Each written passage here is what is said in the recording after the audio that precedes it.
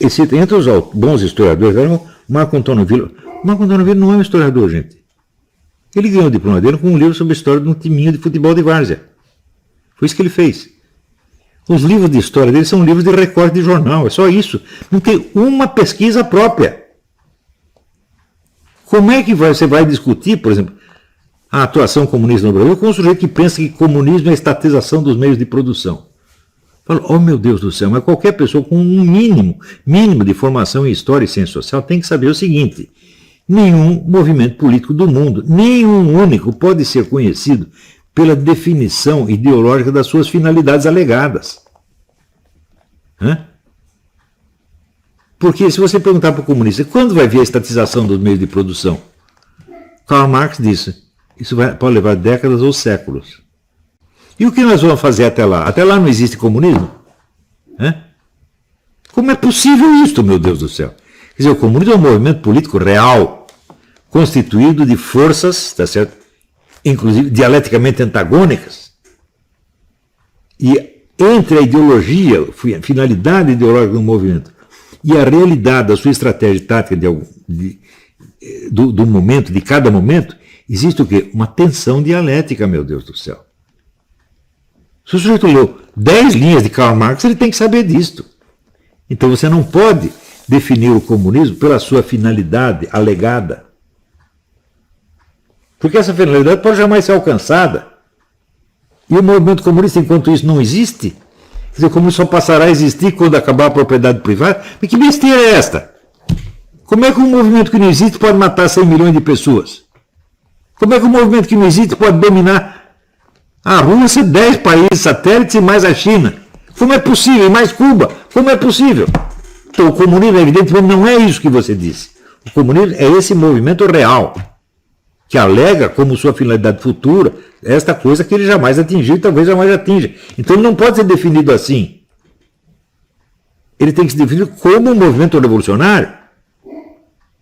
E tem uma coisa que ele está buscando sempre, o que é? Tem a mudança total da sociedade para ter concentração de poder.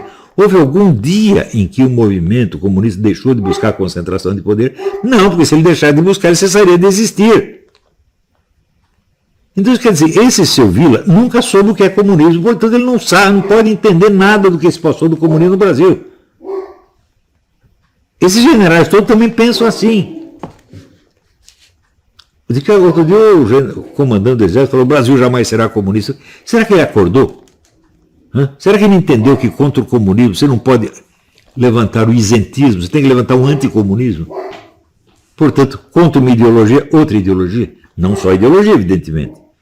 Você tem que ter a praxis. Então você tem uma praxis comunista, tem que ter uma praxis anticomunista. Os caras não sabem o que é isso, meu Deus do céu. Também, quando o pessoal diz, temos que fazer um fórum internacional contra o Foro de São Paulo, se você falou isso, você já está errado, porque o Foro de São Paulo cresceu em segredo. A mídia inteira ocultando a existência dele, senão ele não poderia crescer, meu Deus do céu. Você imagina se desde o primeiro dia tivesse noticiado aquela coisa e cada congresso do Foro de São Paulo estivesse cheio de observadores externos. Acabou o movimento, porra. Esses movimentos se criam na clandestinidade. Esse é básico do comunismo. Procurem ler os artigos de Lenin sobre a clandestinidade, a importância da clandestinidade. Sem clandestinidade não existe comunismo, meu Deus do céu. Agora, o outro lado não pode ter clandestinidade não. Tudo tem que ser aberto e público. Então, vocês vão perder. Né? Agora, e livros de historiografia? A única obra historiográfica que eu conheço que tenta refazer a verdade sobre 64 foi esse trabalho do Brasil Paralelo. Mas é uma série de vídeos, não é um livro, não é uma publicação acadêmica. Então qual o espaço que a tal da direita ideológica conquistou no mundo acadêmico? Zero. Está tudo na mão desses caras ainda.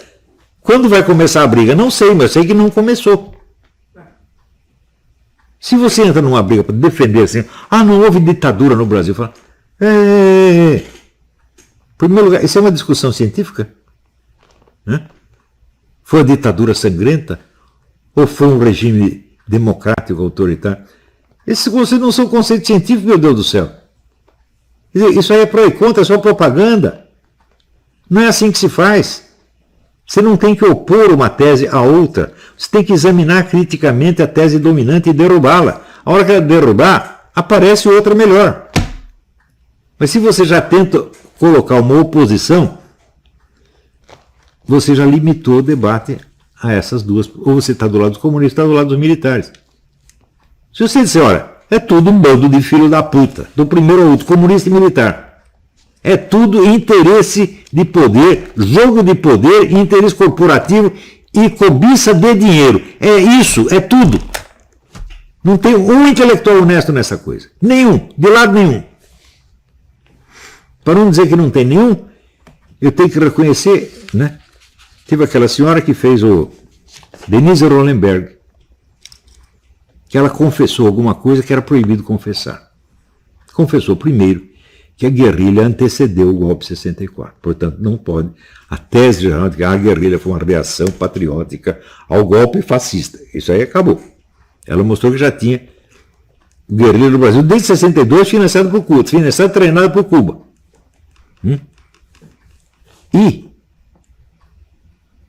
demonstrou o seguinte, que quando aquilo foi denunciado, levaram a denúncia para o João Goulart, o que o João Goulart fez? Escondeu a denúncia e mandou para o Fidel Castro. Ou seja, o João Goulart foi um traidor da pátria. Ele apoiou, ajudou o poder estrangeiro que estava intervindo no Brasil militarmente. E ainda tem gente que vem defender esse cara. Mas no Brasil não tem punição, não tem. Veja, você não está definindo nem o crime de traição, alta traição. Nem isso está definido no Brasil.